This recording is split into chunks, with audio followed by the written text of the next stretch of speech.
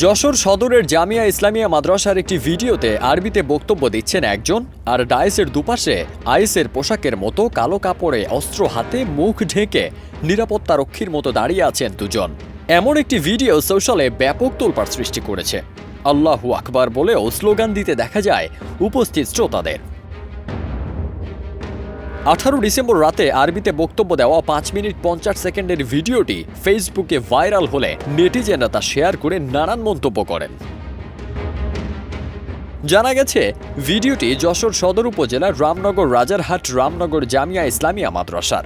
এ বিষয়ে মাদ্রাসার প্রতিষ্ঠাতা মুহতামিম মুফতি লুৎফর রহমান ফারুকি বলেন, চলতি মাসের 17 ও 18 ডিসেম্বর মাদ্রাসায় বার্ষিক অনুষ্ঠানের আয়োজনে গজল, বাংলা, আরবি, হামদ সহ বিভিন্ন প্রতিযোগিতা হয়।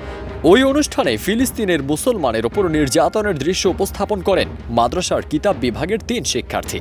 তাদের একজন ফিলিস্তিনি নেতা সেজে আরবিতে ভাষণও দেন। পাশে ককশিট ও কালো টেপ দিয়ে তৈরি ডামি অস্ত্র হাতে মুখ বাঁধা দুজন প্রহরায় দাঁড়িয়েছিলেন। এটা শুধুমাত্র অভিনয়। যশোরের অতিরিক্ত পুলিশ সুপার নূর আলম সিদ্দিকী জানান, ভিডিওটি মাদ্রাসাটির বার্ষিক যেমন খুশি তেমন সাজা অনুষ্ঠানের ককশিট দিয়ে তারা নকল অস্ত্র বানিয়ে উপস্থাপন করেছে।